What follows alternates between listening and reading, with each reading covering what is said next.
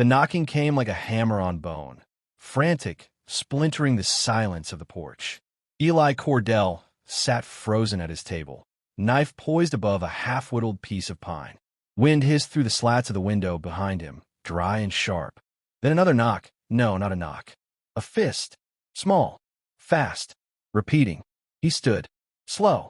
The chair creaked under his weight as he moved toward the door. Another gust blew dust through the cracks, and beyond it, he heard a voice, trembling. Sir, he opened the door. She couldn't have been more than 8.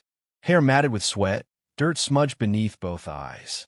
Her dress was torn at the shoulder, and blood, dry and flaking, streaked one knee. She stood straight, but her chest heaved like she'd run across the whole desert to get there. She pointed behind her. A wooden mule cart sat slanted on the rocks, the mule itself barely breathing. A figure lay inside, a woman, wrapped in a tattered coat, skin pale as parchment. The girl's lips moved, cracked, barely a whisper. Sir, she's too weak to cry. Eli didn't move. Wind pushed the door harder, but he held it open, his boots planted. His jaw clenched once, twice. The girl didn't blink. Then, slowly, Eli stepped out. The porch groaned beneath his weight. The girl stepped aside without being told.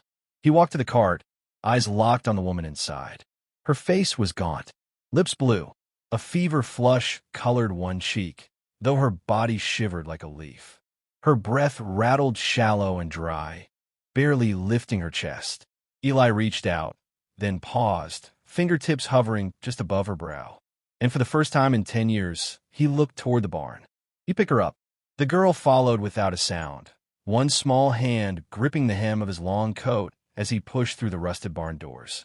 They screamed on their hinges, spilling sunlight into shadows that hadn't stirred since Mary died.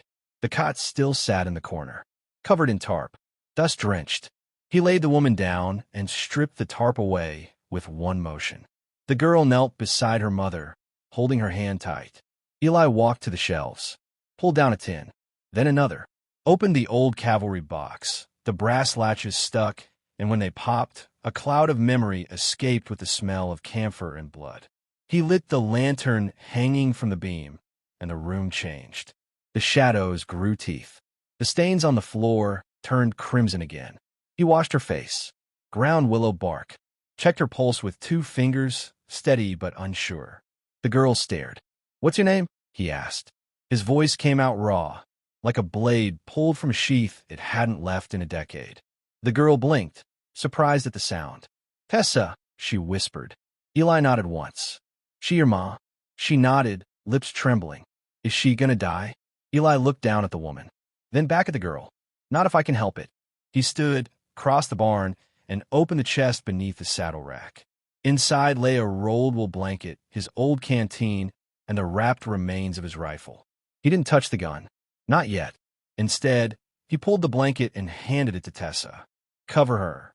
Tessa did, tucking it up to her mother's chin, hands careful as if the woman were made of porcelain. The wind outside shifted, whistled, then fell still. A thump echoed from behind the barn, sharp, hoof on rock. Eli turned, slowly stepped to the rear slats, and peered through a narrow gap. 3 riders, watching from the ridge above, just silhouettes against the burning blue. One turned his horse and disappeared. The others sat still, like vultures waiting for the fall. Tessa spoke behind him. "They followed us." Eli didn't answer. He turned from the slat and reached for the tin basin, filled it, pulled a strip of cloth from a drawer and dipped it. The water turned pink as he dabbed at the woman's lips. Tessa leaned in. "Her name's Isabel. She was trying to find a doctor in the next town." "You came the wrong way," Eli said, voice low. She said you might help." Eli paused, looked down at Isabel. Something about the curve of her jaw, the way her hand rested, curled tight like it once held a rifle. He stepped back. "I'm not a doctor," he muttered. Tessa didn't speak. She only looked at him, those wide brown eyes holding something heavier than fear. The wind picked up again. A crow screeched in the distance. Eli turned and walked to the door of the barn, then paused. His eyes landed on the burned beam above the doorframe, blackened from the fire years ago, and the words still carved into it. "Sanctuary." He exhaled once through his nose. Tight, bitter. The barn doors groaned, closed behind him. Eli's hands trembled as he slid the old field scalpel across the whetstone. The edge sang faintly, a hiss of steel on stone, while Tessa snored softly in the hay beside her mother. The fever had broken, but only just. The woman still burned beneath her skin like embers buried in ash. The barn creaked with memory. He dipped the cloth again, wiped sweat from Isabel's brow. Her lips moved. A name, or maybe a warning. Then silence. Her fingers twitched once, brushing against his wrist, familiar somehow. That old tick of instinct. A soldier's reflex. Eli sat back on his heels. The lantern flickered. A breeze slipped in under the slats, carrying dust and the stench of horse sweat. Footsteps. Not in the barn, outside. He reached up without sound, snuffed the flame between two fingers, and let darkness claim the space. A slow crunch of boot on gravel. 2 paces. Then a voice, sharp, nasal, grating against the quiet. Cordell, you in there? Eli said nothing. Place looks like it's holding more life than it should. They your cart out front. More silence. I seen you ain't been in town in years. Thought maybe you forgot how we do things round here. A match struck. Light flared through the barn slats as the man lit a cheroot, then stepped closer to the door. You got company, old man, he said. Then louder. 'Cause if you're harboring thieves, I'll have to take you in. Eli stood in the dark, watching the glowing tip of the cheroot move left to right, like a slow pendulum. Tessa stirred behind him, but didn't speak. A moment later, boots retreated. Then came the clatter of hooves. The rider left, but not quickly. Eli waited, counted 30 slow breaths, then lit the lantern again. Tessa sat up, eyes wide. Who was that? He didn't answer. Isabel coughed, dry, rasping. Her eyes fluttered open halfway. Her voice cracked like a twig. You still look like hell, Cordell. Eli blinked. I thought you were dead, she whispered. He stared at her, long and hard. The flicker of the lantern played across her face, drawing lines that didn't used to be there. Didn't figure you'd remember me, he said. I don't forget the ones that bled for me. She tried to rise. Failed. Eli steadied her shoulders. They think I'm a thief, she said. But it's not me they're after. It's what I know. Eli looked over his shoulder toward the barn doors. The broken spur? Isabel nodded, weakly. I thought they were wiped out. They were. Mostly. But some worms don't stay buried. Tessa moved closer, sat beside her mother, and held her hand tight. Isabel gave a small squeeze. You said you'd stay gone, Eli muttered. I did, but the ledger resurfaced. Eli's jaw flexed. I kept it hidden, she said. Buried near Bannon's crest. They found out. That white man's dead. She nodded. I ran. Tessa and we just kept running.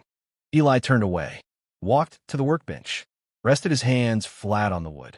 Stared at the rust-stained clamp where Mary's hands once pressed herbs, ground poultices, poured medicine into canteens. A knock from the past, like thunder echoing too long. You never buried her, Isabel said quietly. No, she'd hate that. I know. Outside, a storm was building, not of clouds, but of riders. Eli could feel it, the way the wind shifted, the way the birds had vanished from the fence posts. Isabel's voice dropped. Strake's their sheriff now. Eli turned sharply. You sure? He's the one who killed my husband. Stamped his badge right into his chest after. Eli paced the barn slow. Shadows flicked across the hay. The past rode at his heels now, heavy, iron-shod, and closing fast. Tessa stood. Are they coming, mister? He looked at her. This child still so still. Not yet, he said. But they will. He knelt, opened the chest. This time, he pulled the rifle from its wrappings. The metal was still clean. Old once a year. Never used again, but never forgotten. Isabel watched with weary eyes. That old thing still fire? Only one way to find out. He checked the breech. Loaded a single round. Where'd you bury the ledger? Canyon behind Devil's Spur. It's marked. You plan on getting it? No, she said. I plan on destroying it. But I won't live long enough if Strake catches up. Eli looked to the barn doors again. I burned this place once, he said, trying to forget, trying to punish it for what it saw. He looked back at her. But maybe the barn remembered. She smiled faintly, eyes glassy. Yeah, maybe it did. The lantern flickered again. In the distance, a coyote howled, sharp, mournful. Eli moved to the door and pushed it open just a crack. The moon cast a silver sheet over the land. The ridge was empty. For now, he whispered, to no one in particular. Best sleep while you can. The saloon doors slammed open so hard the piano player stopped mid-note. Eli stepped inside, his shadow long and jagged in the lamplight, coat dragging dust, rifle slung low, hand near his belt. Conversations died like snuff candles. The smell of stale whiskey clung to the air. He walked straight to the bar without looking left or right. Behind it, the barkeep froze mid-polish, eyes wide. Cordell, didn't expect to see you in. Where's Sheriff Strake? Eli said. The barkeep's voice caught. He's over there. A nod toward the back corner. Strake sat alone at a poker table, feet on a second chair, chewing a matchstick. His badge gleamed beneath the lamplight, polished to a shine, not a scratch on it. His gun belt was new. His smirk, older than sin. Well, Strake said without standing. The ghost of Palo, Ridge himself. Ain't you a long way from your barn? Eli didn't speak. He walked until the barrel of his rifle pointed dead center at Strake's chest. Let her go, Eli said. A flicker of surprise, barely, in Strake's eyes. I know who she is, Eli went on. What she's carrying. It's not yours. Strake leaned back slow. I reckon it ain't yours either. She saved lives when you were running from cannon smoke. Strake's fingers drummed the table. The three men near him shifted, hands inching toward their hips. Strake raised a palm. Now, he said, voice like syrup. No need for heat. Man walks into town after 10 years. Don't say hello, starts slinging truth like bullets. You forget how we do things here, Eli. I remember how you left men to die at Red Hollow. Strake stood fast. The chair scraped back, with shrieking. That was war, he snapped. No, Eli said. That was cowardice. Guns shifted in holsters all around. Boots scraped floorboards. Fingers tensed. Then, quiet. Strake gave a short, low chuckle. You came alone, didn't you? No badge. No orders. Just a sick woman and a little girl in your barn. You should have burned the place again, Eli. This time with M in it. Eli didn't blink. You'll come. I know that. You and the rest of the Hollow Spurs. Strake's face darkened. You call us that one more time. You wear that badge, but you're still nothing but ghosts and boots. Hollow. Mean. And every man you ride with knows it. Strake stepped forward, nose to barrel. We'll come, all right. And when we do, your barn will be ash. Your ghosts will burn with it. Eli lowered the rifle fraction. Not out of fear, out of finality. Then ride fast, he said. 'Cause when the dust clears, I'll still be standing. He turned. No one stopped him. As he passed the barkeep whispered, You don't have enough bullets for the men he'll bring. Eli paused. Don't need bullets, he said. Just purpose. Outside, the desert wind hit his face like breath from the past. He climbed into the saddle and rode. Not fast, not slow, just steady. At the ranch, the wind howled louder. Isabel sat upright now, sweat still dampening her shirt, but color returning to her cheeks. She watched Tessa braid old twine like she'd done it all her life. How long's he been gone? She asked. Tessa shrugged. The mule ain't moved, so I figured it wasn't trouble yet. Just then, the doors creaked open, and Eli stepped inside, face hard, jaw set like stone. They're coming, he said. When? Isabel asked. Tonight, before moon's full. She grunted, tried to swing her legs off the cot. Then I need to shoot. You need to rest. She gave him a look like she'd once given commanding officers. You remember what I did at Palo Ridge? I remember. Then don't tell me to rest. Eli opened a cabinet. Inside, wire, nails, black powder charges, a set of lanterns. His hands moved quick. He handed her a Sharps rifle, cleaned, oiled, loaded. Still remember the wind compensation? He asked. She smirked faintly. I remember. He turned to Tessa. You, come here. Tessa stood straight. You see this? He said, holding up a rusted bell rigged to a string line. She nodded. You run this across the south fence. Tie it high. If they trip it, we'll know. She nodded again and took it like it was a crown. Then you come back inside. No heroics. Tessa didn't speak, just ran off into the dark with the bell in hand. Eli returned to the cot, placed a knife beside Isabel. You're not going to win this alone, she said softly. I won't have to, he replied. Dusk bled across the sky like a wound. Shadows lengthened. The wind shifted east. Eli crouched in the loft above the barn, eye to the scope, breath steady. He could see the trail, dry, cracked, scattered with hoof prints. He could feel it, that old tension like war drums beating in his chest. Below, Isabel lay prone, rifle pointed through the barn door slit. Tessa crouched in the corner, eyes wide, fingers clenched around a lantern. Then came a sound, distant, dull, hooves on gravel. They were coming. 10, maybe 12 riders, all wearing gray dusters, spurs dragging like chains. The symbol of the broken spur carved into their saddles. A crooked horseshoe split down the center. Eli whispered to himself. They ride again. He raised a rifle. Waited. The first shot split the silence like a whip crack. One of the riders dropped before his boot hit the ground, bullet through the eye. The rest scattered, shouts echoing off the canyon walls. Eli racked the bolt. No time for pride. Just breath, aim, fire. A second rider's shoulder exploded in a mist of blood. He screamed, tumbled, rolled into cactus. From a barn, Isabel fired twice, 2 quick thunderclaps. One hit a horse's flank. The animal reared, sending its rider sprawling. Tessa, crouched behind the hay bales, lit the lantern and held it high through the side gap, just like Eli taught her. The flame flickered red. They were flanking. Left side, Eli yelled. Gunfire barked in answer. Splinters flew from the barn wall. A slug punched into the support beam inches from Tessa's head. Isabel crawled to her, pulled her down with one arm, fired blindly through the door with the other. Stay low, she hissed. Outside, the broken spurs regrouped, 6 riders remaining now. Strake among them. He rode slow, calm, not ducking, not rushing, the brim of his hat casting a long shadow over his face. Cordell, Strake shouted. You're dying 4 thieves. Eli slid down from the loft, hit the ground hard, and kicked open the barn side door. Smoke from gunfire hung thick as cotton in the air. He ran low, crossed the trough, dove behind it as bullets ripped the dirt behind him. One grazed his thigh. He bit down and kept moving. Isabel dropped another rider who tried to loop around the back. Her rifle barrel smoked, hand steady. Strake raised his revolver and fired 3 times toward the barn. The bell on the south line rang out. 2 more were sneaking in that way. Eli moved. He ran toward the sound, ducked behind the broken fence, spotted 2 silhouettes creeping through mesquite.